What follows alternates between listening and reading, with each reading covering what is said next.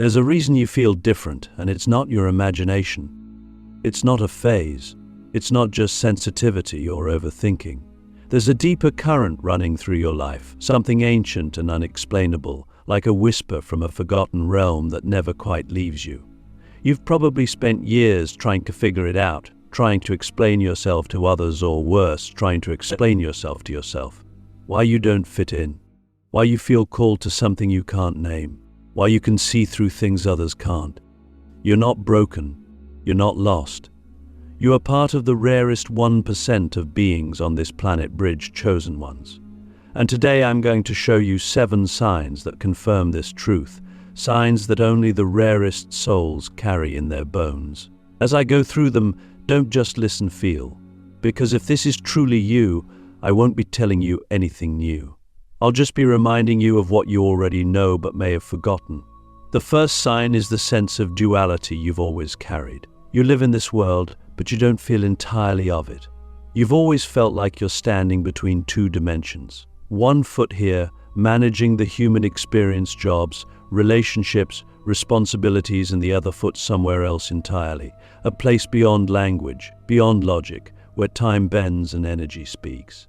It's not that you're indecisive or disconnected, it's that you're wired to operate between realms. This is what makes you a bridge. You exist to connect the higher with the lower, the visible with the invisible, the old world with the emerging one. Most people are rooted in one frequency. You carry 2, and that's not an accident. It's a sacred design. But here's the catch. This duality can feel like a curse before you realize it's a gift. You feel torn, pulled in opposite directions, misunderstood by both sides. But what if that tension is the very thing that makes you powerful? The second sign is that your presence alone changes rooms. You've probably noticed that people either open up to you instantly or feel strangely uncomfortable around you. This isn't about your personality, it's about your energy. Bridge chosen ones carry a frequency that exposes truth, not by force but by resonance. People feel seen around you, and that can be healing or terrifying. You don't even have to say much. Your energy speaks louder than your words. It's like your aura is a mirror, and when people look at you, they see parts of themselves they've buried or forgotten. That's not always easy to carry. It can lead to isolation, to being projected on, to being misunderstood. But again, it's not a flaw, it's the mark of a bridge. Your frequency is not here to be liked. It's here to awaken. The third sign is that you've walked through fire, not once, many times. Your life has been laced with initiations, with trials that stripped you down, broke your ego, shattered your illusions. And while others may have crumbled under the same weight, you transformed. You didn't just survive, you alchemized. Bridge chosen ones are forged in fire because we are meant to carry codes that can only be accessed through suffering. Every heartbreak, every betrayal, every dark night of the soul was not punishment, it was preparation. It was the universe burning away what you are not, so what you are could rise from the ashes. And this is why you can hold space for others in ways they've never experienced. Because you've lived it. You've faced the void. You've kissed the edge of madness and found meaning hidden there. You've descended into your own underworld and returned with the keys. The fourth sign is your hypersensitivity to energy. You feel everything, not just emotions but frequencies. You walk into a room and instantly know who's hiding something. You sense when someone's lying without any evidence. You pick up on tension, intentions, even timelines. This sensitivity may have felt like a burden growing up. Maybe you were told you were too emotional, too intense, too much. But that sensitivity is your superpower. It allows you to navigate the unseen realms, to translate energy into language, to guide others through the fog of confusion with clarity. You're not weak, you're tuned in. The world has tried to numb you, to desensitize you, but you've resisted. And that resistance is what kept your gifts intact. Now, as the world grows louder and more chaotic, your sensitivity becomes even more crucial. You are a compass in a time of disorientation. The fifth sign is that you've always been drawn to the mystical, the symbolic, the hidden. While others were memorizing facts, you were decoding dreams. While others were chasing success, you were chasing meaning. You're not interested in surface-level anything. You crave depth. You're the kind of person who reads ancient texts, studies sacred geometry, or stares at the sky and feels something most people don't even notice. You've probably had strange dreams, synchronicities that defy logic, or encounters with spiritual beings that left you questioning reality. That's because reality, for you, has never been confined to the physical. The veil is thinner for you. And that's not imagination, that's a gift. You are an interdimensional translator, a bridge between what is seen and what is real.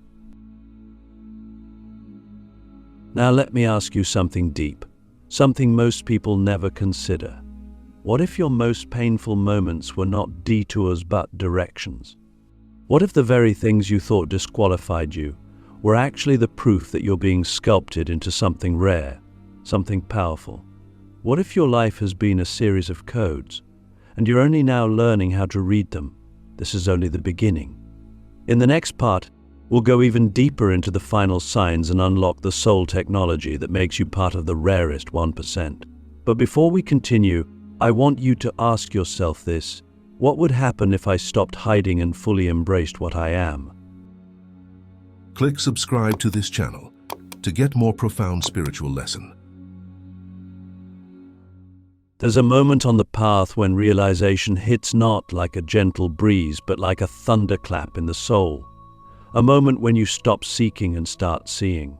You realize that all this time you weren't just walking a spiritual path, you were building one. Not just for yourself but for others.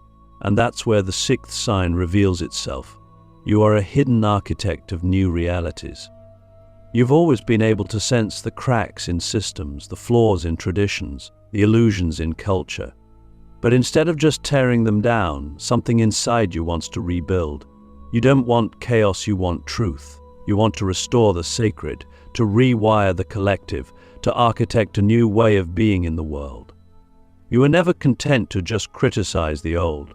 Deep down, you've always wanted to create the new. But here's the twist. This desire didn't come from ego. It came from necessity. You've seen too much to pretend. You've felt too deeply to ignore. You've watched people suffer in silence, lost in systems that drain their life force, and you've known without being told that you were put here to be part of something different. Maybe you haven't built it yet. Maybe you don't even know what it looks like. But the blueprint is already forming inside you. Every time you imagine a world where people are free to be who they truly are, every time you dream of a society rooted in love, reciprocity, and authenticity, you're getting glimpses of your soul's architecture. You're not just a dreamer. You're a builder of bridges between the now and the next. The seventh and final sign is the one most people overlook, yet it's the most powerful of all. You feel an unshakable call to service. Not the kind of service that checks boxes or earns points, but a soul-level pull to be of use in this world. It's not about ego, and it's definitely not about recognition. In fact, you might have spent years hiding your light, avoiding visibility, afraid of being misunderstood or rejected. But no matter how many times you've tried to walk away, the call returns. Stronger, louder, more urgent, because this isn't just a purpose, it's a contract. You agreed to this before you were born. You said yes to being part of the shift. You said yes to carrying wisdom through lifetimes. You said yes to being the bridge between fear and freedom, illusion and truth, suffering and awakening. And now, the call is activating. You feel it in your nervous system, in your dreams, in the way time has started to feel different lately. Maybe you're not sure what you're being asked to do. Maybe you're waiting for clarity, for a sign, for permission. But the truth is, the sign is you. The permission is already inside you. The clarity comes through motion, not before it. You don't have to have it all figured out to begin.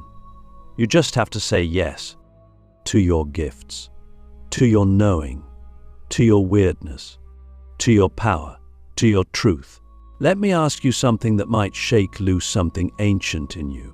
What if the very reason you feel like you don't belong is because you're not meant to fit into the world as it is, but to help shape the world as it's becoming? What if your discomfort is divine pressure? What if your confusion is sacred data?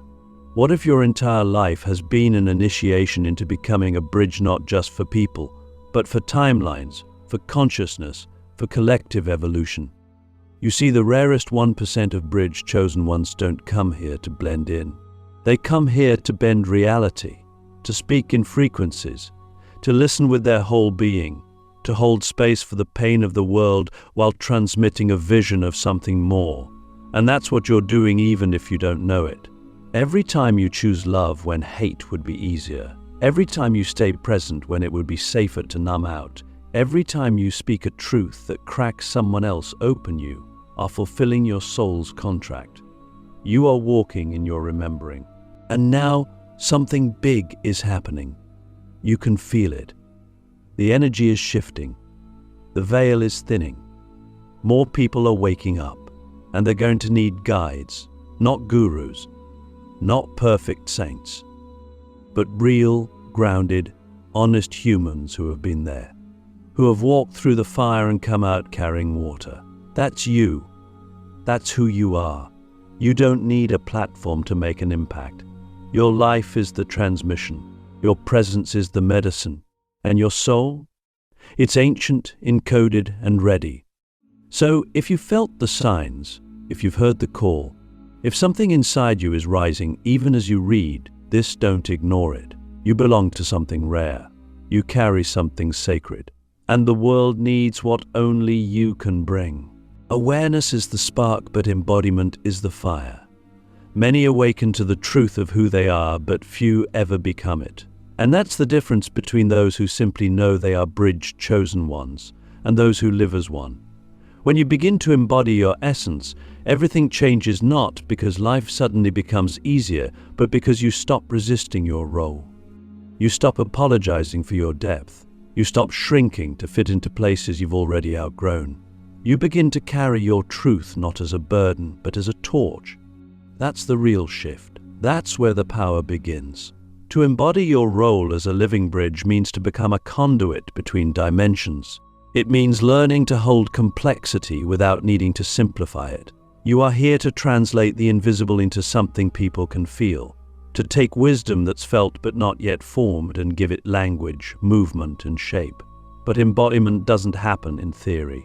It happens in the body, in the breath, in the choices you make moment to moment. Every time you align your actions with your knowing, you're embodying. Every time you ground your energy and stay present in chaos, you're embodying. Every time you speak a truth that disrupts illusions, even if your voice trembles, you're building the bridge in real time. And yet, this path is not glamorous. No one claps when you choose integrity over validation. No one throws a parade when you set a boundary that costs you comfort. You won't always be understood. In fact, the deeper you embody your light, the more shadows you'll trigger. But that's not a sign you're failing.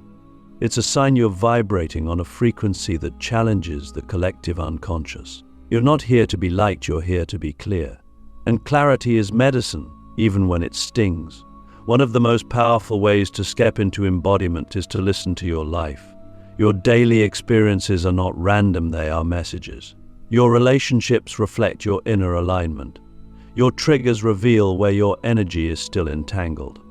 Your dreams carry blueprints your conscious mind can't decode. Start paying attention. The universe is always speaking to you, but it speaks in energy, symbols, synchronicities. You must slow down to hear it. You must be willing to live from the inside out, even when the outside world doesn't make sense. Let me ask you something that cuts right to the core. What would your life look like if you stopped negotiating with your calling? What would happen if you stopped waiting to feel ready and recognized that the discomfort is the readiness? Most people want to feel confident before they act, but bridge-chosen ones must act before they feel confident.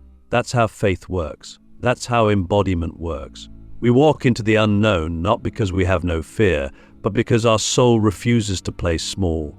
To fully step into your role, you must also learn to protect your energy. Not out of fear, but out of wisdom. Your energy is your currency. You are not meant to be available to everything and everyone. You must become intentional with your time, your space, your thoughts. Embodiment requires boundaries, sacred ones. Not walls, but gates. You must learn what enlivens you and what drains you. You must curate your life like an altar. Only what is aligned may remain. And perhaps the most important piece of embodiment is devotion. Not to an identity, but to the deeper truth that lives beneath all identities. The truth of who you are. Devotion doesn't mean perfection. It means returning. Again and again. Returning to the breath when you forget. Returning to presence when you drift. Returning to love when fear pulls you away. You will fall. You will forget. But each time you return, you become more anchored, more clear, more you. This is not about becoming someone new. It's about becoming fully who you already are. That's the paradox. The more you strip away, the more you remember. The more you let go of needing to be understood, the more magnetic your truth becomes. When you embody your soul, you don't need to convince anyone. Your frequency does the work. Your presence becomes the transmission. You stop doing the bridge and start being the bridge. And so I ask you, with the deepest sincerity, are you willing to become the mirror that reflects back to others what they've forgotten within themselves? Are you willing to let your life become the message, the medicine, the map? Because once you say yes fully, irrevocably, there's no going back. The world will begin to shift around you. Doors will open. Illusions will fall away. Synchronicities will multiply. You will begin to live in alignment with something ancient, something cosmic, something true. But you must take the step, not in thought, in action, in embodiment, because now the bridge is not something outside of you.